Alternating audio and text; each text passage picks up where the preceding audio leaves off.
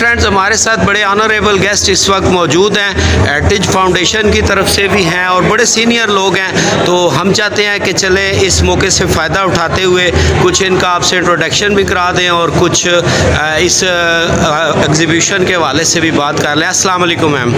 Ji thank you ma'am, थोड़ा सा तारुफ पहले कराइएगा। मैं डॉक्टर ज़ोबिया सुल्ताना हूँ, लोहपुरसा में इसका सेक्शन को देख रही हूँ। लोहपुरसा को आप जानते होंगे, हम लिविंग कल्चरल हेरिटेज में डील करते हैं, लिविंग कल्चरल हेरिटेज के कस्टोडियन है। ये पंजाब आर्ट काउंसिल को क्रेडिट जाता है कि इन्होंने 7 दिन का ये फेस्टिवल अरेंज किया है, कंधार फेस्टिवल। तो ये इन्होंने बड़ा एंगेजिंग और बड़ा पार्टिसिपेटिंग एक तरीका है कि हर तरह की ऑडियंस को, हर तरह के विजिटर्स को एंगेज करने के लिए इन्होंने एक तरफ आपको फोटोग्राफी की एग्जीबिशन दिखेगी, एक तरफ आपको पेंटिंग्स दिखेंगी, आपको स्कल्पचर्स दिखेंगे, आपको सेमिनार्स होते नज़र आ रहे होंगे। इवन जो बुद्धिस्ट कम्युनिटी पाकिस्तान में पाई जा रही है, वो अपने फोक सॉन्ग्स, अपने रिचुअलिस्टिक सॉन्ग्स जो हैं, जो उनके आप स्पिरिचुअल सॉन्ग्स कहेंगे, वो वाली परफॉर्मेंसेस कर रहे हैं। आपको आर्ट भी देखने को मिल रहा है, आपको इंटेंजिबल जो कल्चरल हेरिटेज है बुद्धिज्म के हवाले से, वो भी देखने को मिल रहा है। तो बहुत कुछ है जानने, देखने और सीखने के लिए और इन्जॉय करने के लिए। मैं बाकी लोगों को भी कहूँगी कि वो ज़रूर आएँ। ये बड़ा गोल्डन मौका होता है कि आपके लिए कोई ऑर्गेनाइजेशन इतनी सारी एफर्ट्स करके और इतने सारे लोगों को दुनिया भर से इकट्ठा करके लेके आ रही है। जैसे आज हमारे साथ एक कोरियन है जो कि सिंगापुर से आए हुए हैं। वो सिंगापुर में एक बुद्धिस्ट इंस्टीट्यूट के प्रोफेसर है, वहाँ पर वो मॉन्क्स को पढ़ाते हैं, उनके लिए वो सिलेबस तकलीफ देते हैं। तो उनका भी आज लेक्चर था। तो ऐसे मौके जो हैं उनसे ज़रूर फ़ायदा उठाना चाहिए और ज़्यादा से ज़्यादा लोगों को आना चाहिए, क्योंकि मज़ीद 2 दिन के बाद ये खत्म होने वाला है। बहुत शुक्रिया मैम। सर प्लीज़ थोड़ा सा इंट्रोडक्शन भी और कुछ। अस्सलाम वालेकुम जी, थैंक यू वेरी मच। मेरा नाम इजलाल हुसैन है जी। मैं पाकिस्तानी कल्चर और हेरिटेज का एक अदना सा स्टूडेंट अपने आप को समझता हूँ। मेरा इंटरेस्ट पाकिस्तान के कल्चर एंड हेरिटेज में, एक आपको पता होगा सिल्क रोड, जी सर, सिल्क रोड नेटवर्क के हवाले से जब उसको मैंने एक्सप्लोर करना शुरू किया एज ए स्टूडेंट, तो पता चला कि पाकिस्तान का जो कदीम इन्फ्लुएंस है, कदीम जो हमारे आसार हैं, कल्चरल हेरिटेज, उसका इन्फ्लुएंस सिल्क रोड नेटवर्क के थ्रू कितना इंटरनेशनल है, कितना हमारे इस सकाफती विरसे का असर है। तो मैं Punjab council of the arts, Rawalpindi arts council को क्रेडिट देना चाहूँगा कि उन्होंने गंधारा को उजागर करने के लिए एक बहुत शानदार इवेंट जो है वो रखा है। इस तरह के इवेंट जो हैं वो होने चाहिए, ताकि जो हमारे अपने अंदर नेगेटिविटी है पाकिस्तान के अंदर और बैनुल-अक़वामी लेवल के ऊपर जो एक मनफी तासुर है, उसको ख़त्म करने के लिए हमें इस तरह की एक्टिविटीज़ चाहिए, बहुत सारी चाहिए। दुनिया को बताना चाहिए कि पाकिस्तान का कल्चरल हेरिटेज क्या है, उसकी अहमियत क्या है। तो आई थिंक उस सिलसिले में ये बहुत बड़ा स्टेप है।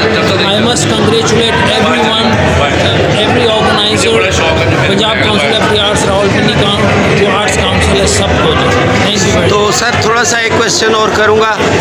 पाकिस्तान में टूरिज़म की प्रमोशन, इतना रिच कल्चर है, हिस्ट्री है, weather, each and everything is available here. तो अब गवर्नमेंट को क्या सजेस्ट करेंगे कि ताकि फ़ॉरेन का जो टूरिज़म है वो पाकिस्तान में बढ़े, हमारा रेवेन्यू जनरेट हो और हमारा कल्चर और हमारे ये जो इतनी यूनिक और एंटीक किस्म की हिस्ट्री है ये लोगों तक पहुँचे। भाई आपने खूबसूरत बात की। इस पर मैंने आदना सी कोशिश की है, लिखा भी है कि पाकिस्तान के कल्चरल हेरिटेज को हमारी इकॉनमी का एक पिलर कैसे बना के खड़ा कर सकते हैं। आप मतलब आम आदमी भी अगर इर्द गिर्द देखे तो हमें बहुत से छोटे मुल्क भी नज़र आते हैं पाकिस्तान से आबादी में छोटे, जिन्होंने कल्चरल हेरिटेज टूरिज़म या कल्चरल टूरिज़म को प्रोमोट करके उससे इतने पैसे कमा लिए।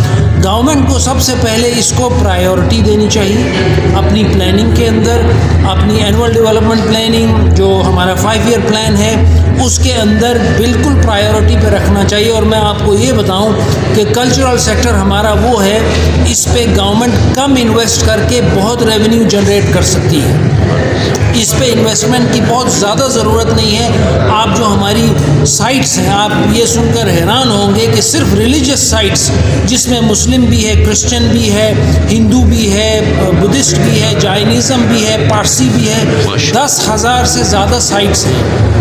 इनमें से कुछ साइट्स को सेलेक्ट करें और उसके ऊपर फोकस करें, उसके इर्द गिर्द सहूलियात बनाएं, तो आप यकीन करें कि ख़ुद ब खुद इंटरनेशनल टूरिस्ट और हमारा अपना पाकिस्तानी जो विज़िटर है, टूरिस्ट है, वो ज़रूर जाएगा। बात सिर्फ प्रायोरिटी की है। इसको अपनी प्लानिंग का, इसको अपनी इकोनॉमिक प्लानिंग का मैं कहूँगा अगर हिस्सा हम बना सके तो कोई खारिज इम्कान नहीं है कि हज़ारों लाखों लोग यहाँ पर आ सके। मैंने अंदर भी सेमिनार में भी मिसाल दी थी, दीवार चीन से चीन इतना कमाता है, इतने अरबों डॉलर कमाता है कि जिसकी कोई हद नहीं है। तो इसी तरह हम अपनी चंद साइट्स को डेवलप करके दुनिया के सामने रख के सहूलियात वहाँ पर फराहम करके बहुत कुछ कर सकते हैं।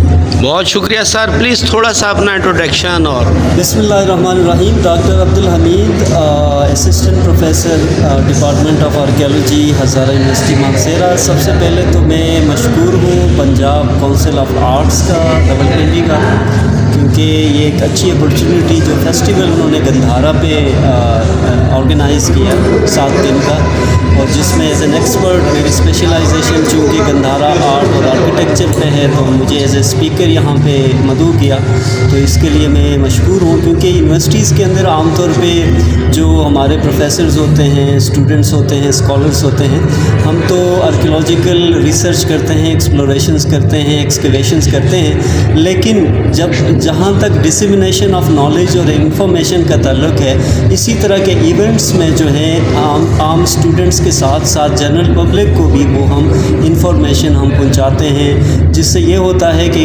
लोगों के अंदर अवेयरनेस क्रिएट होता है, अपने हेरिटेज के बारे में वो जानते हैं और उनकी इम्पोर्टेंस का उनको पता चलता है कि किस तरह पाकिस्तान जो है कल्चरली ये कितना डाइवर्स है, कितनी डाइवर्सिटी है यहाँ पे, और आगे टूरिज़म के लिए, रिलीजियस टूरिज़म के लिए, कल्चरल टूरिज़म के लिए कितना पोटेंशियल है इस मुल्क के अंदर। सर आप माशाल्लाह टीचर हैं, हम सलाम करते हैं टीचर्स को हमेशा।